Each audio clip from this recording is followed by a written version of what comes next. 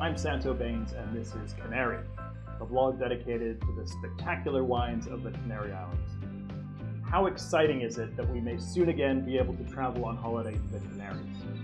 I can't wait. And despite my passion for the local culture, I have to admit, the very first thing my family and I are likely to do when we get there is to just relax on the beach and have a splash in the pool. Now, I've long been of the opinion that the Rosado or rosé wines of the Canaries do an outstanding job of quenching my thirst while I soak up the sun. And because I'm in an upbeat sort of mood today, dreaming about happy holidays in the sun, I thought we'd open up this 2019 vintage rosé wine from Viña Gomez. I've never tried it before, but I'm super excited about it because, as well as being our first rosé of the vlog, it's from a really interesting vineyard. After arriving at Tenerife South Airport, most of us get into a vehicle, turn left, and head to the tourist resorts of Puerto del Carmen, Playa de las Americas, or Costa Teji.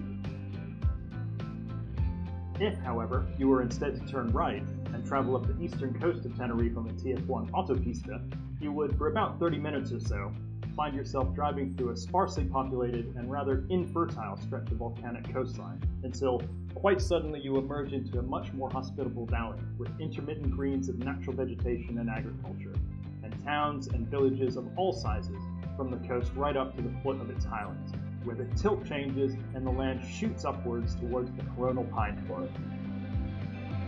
This beautiful valley is the Valle de Huimar. Perhaps you've done this drive already to visit the valley's most popular tourist attraction, the Pyramids of Huimar, where visitors can contemplate the possibility of an ethnographic link between the ancient Egyptians, the Mayans of Central America, and the Guanches of the Canary Islands, who inhabited these islands before the arrival of the Europeans in the 15th century. Intriguingly, the pyramids are oriented to the solstices, so perhaps this is where the Guanches worship their divine sun goddess, Charaxy. In this episode, we're heading up into the pine-clad hinterland of the Valle de Huimar, to another site much favored by Charaxy, a remote vineyard area called Las Daisas. Las Daisas exists way up at 1,400 meters. It's very difficult to reach, but sits above the clouds, where the grapes enjoy clean mountain air and almost 3,000 hours of sunshine a year. But what does this mean in terms of the style and quality of wine that can be produced? Well, let's go ahead and find out.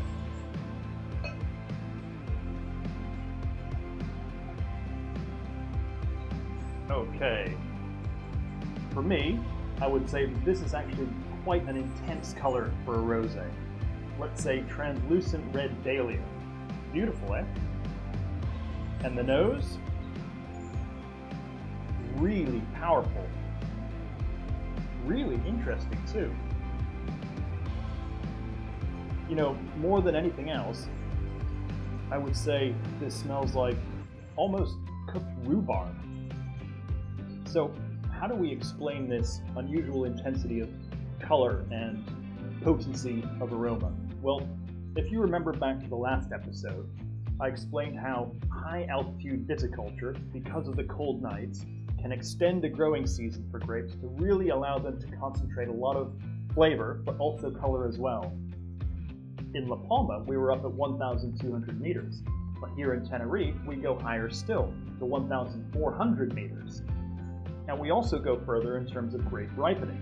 So in this instance, the viticulturists have actually left the grapes on the vine beyond when you would normally harvest them to over-ripen, a process which really concentrates color, aroma, and hopefully flavor as well.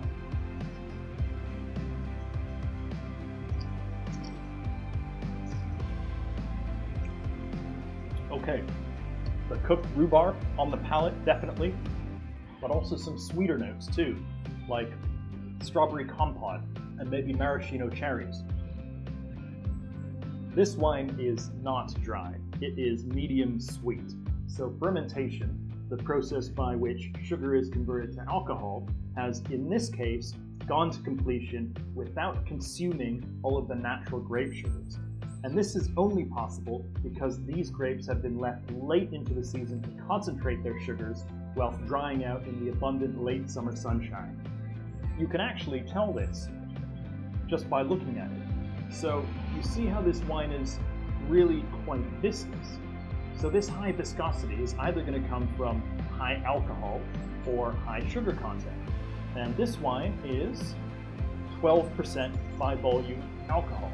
So that's not particularly high for a wine.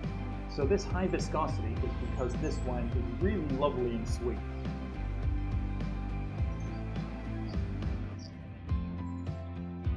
But this is also balanced by a really lovely tang of acidity, particularly on the finish, which again is probably only possible for these grapes, Liston Negro and Negremont, if you were wondering, at this level of ripeness because of the very special high altitude location where these grapes grow.